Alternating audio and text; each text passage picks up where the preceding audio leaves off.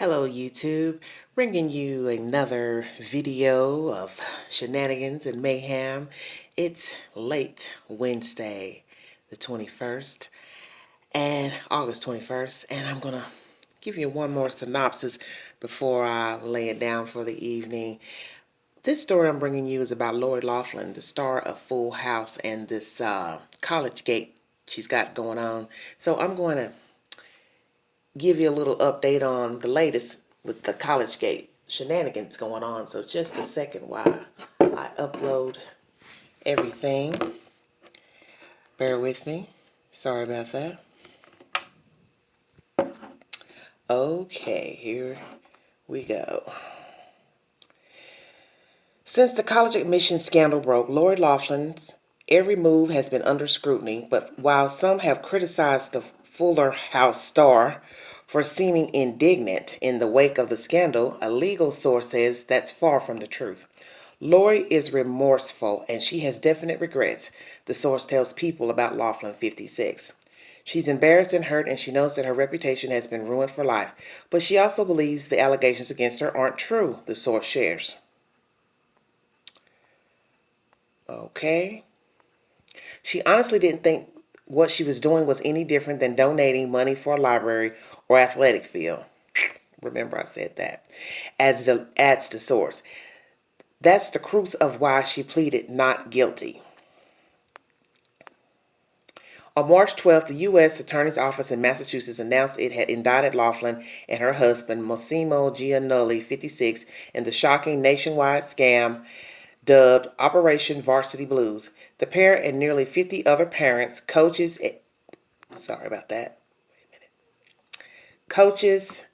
exam proctors, and admissions counselors are accused of such actions as paying for boosted SAT scores and lying about students' athletic skills in order to gain them acceptance to elite colleges including Yale, Georgetown, and Stanford. Loughlin and Giannulli allegedly paid $500,000 to admissions consultant William Rick Singer to falsely designate daughters Olivia J. Giannelli, 19, and Isabella Rose Giannelli, 20, as recruits to the University of Southern California crew team, though neither actually participated in the sport. While 14 defendants, including actress Felicity Huffman, agreed to plead guilty in April, Loughlin and Giannulli declined a plea deal. They weren't ready to accept that, says the legal source. Okay. Loughlin and Giannulli are due back in court August 27th, when they're expected to waive their rights to separate attorneys, as both are being represented by attorneys from the same law firm in order to put forth a united front. Still, the waiting can be excruciating. Lori is ready for this to be over, says the source. They all are at this point. It would be better to spend a few months in jail because she's been spending the last several months in her own prison. Okay.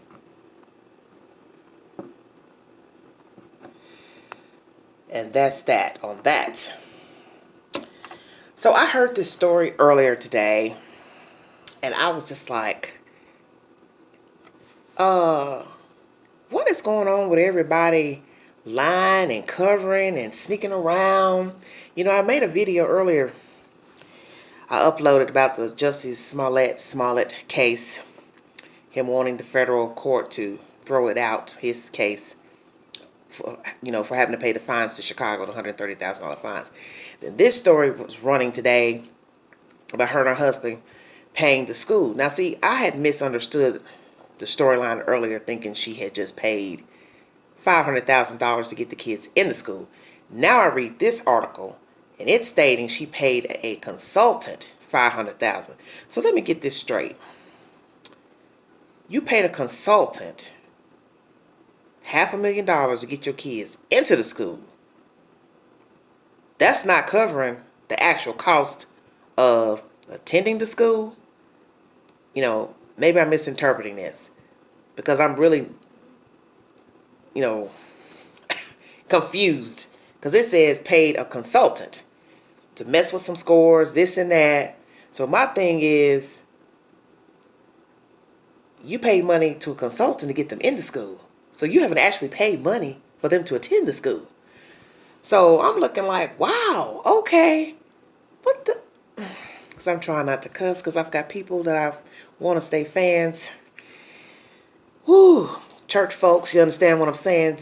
So I'm trying to watch my tongue. Lady, husband, why you do that? You don't have kids that are smart enough to get into university, a college, state school. I mean, help me out. You didn't want your kids to apply on merit alone? I mean, whatever happened to merit alone?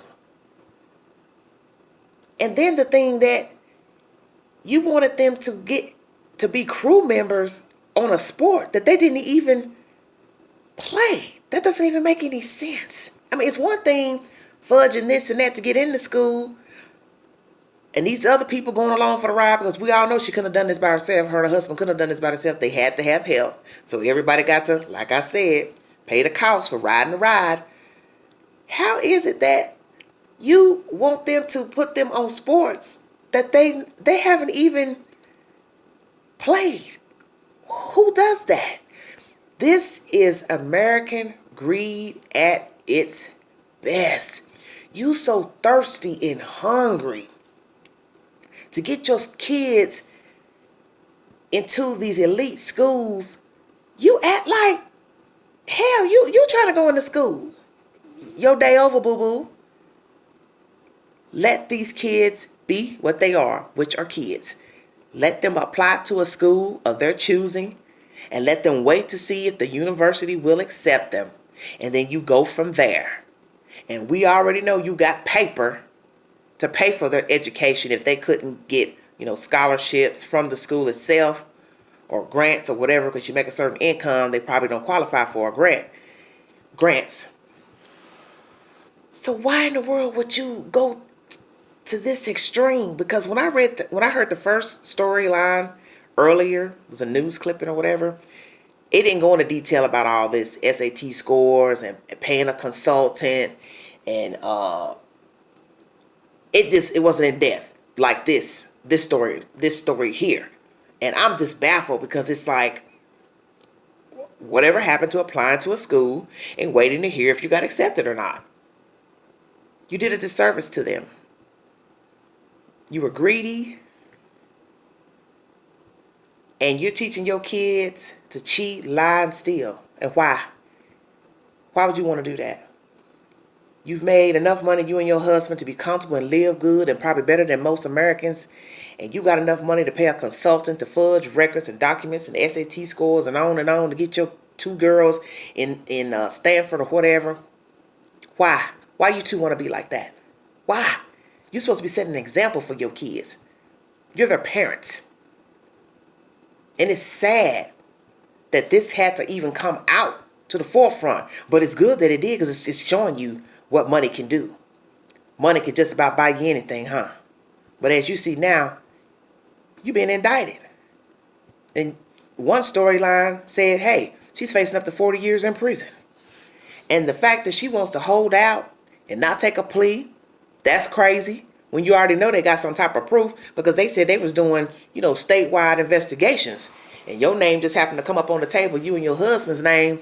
Hey, in investigation. But I'm also glad that others are going down as well. Because like I said, this party train couldn't have went along with just them saying, hey, I'll give this. But I tell you what was an insult in that article was the fact that she said she didn't see that she did anything wrong, so that's why she's not pleading guilty. And then it's no different than donating to a library. But see, there is a difference, because you didn't donate to a library or to build an apartment complex or build on to the law center. You pay somebody to get your kids in any kind of way, any means necessary. So yes, that's fraud. It's wrong. And you got caught and they got caught. And it's pathetic. And you are a poor example for a parent. A poor example. And it's just sad. Very, very sad. And that was my update on the full house that may be an empty house. These two get indicted. I mean, if these two have to go to jail or go to prison. And we already know that more than likely she'll probably take a plea. She won't do that much time. 40 years, I doubt it. Fines maybe, but no major prison time. Nowhere near 40 years. This just goes to show you how sad this world is and how sad this country is. And these are poor examples of parents. And these two kids are rallying behind their parents. But I feel like this. Hell, did they know that their parents was doing this? I hope they didn't. I hope they didn't have no idea. But still something still fishy with that, because at some point they had to get information and letters stating things about that sports team that they knew they didn't participate in. So they had to have some knowledge at some point, you know. Wicked, wicked, wicked. Well, I'll bring you another update on that storyline as it unfolds. But I'll tell you something else that was strange about that story and that I had heard earlier.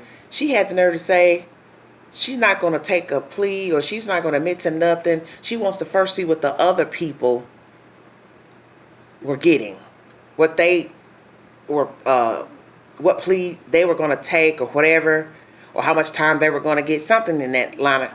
And I thought, why are you worrying about some other people who've committed a similar crime?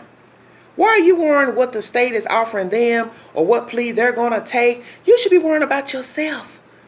You see, that's your problem. You worrying about the wrong things, such as lying, scheming, and getting over.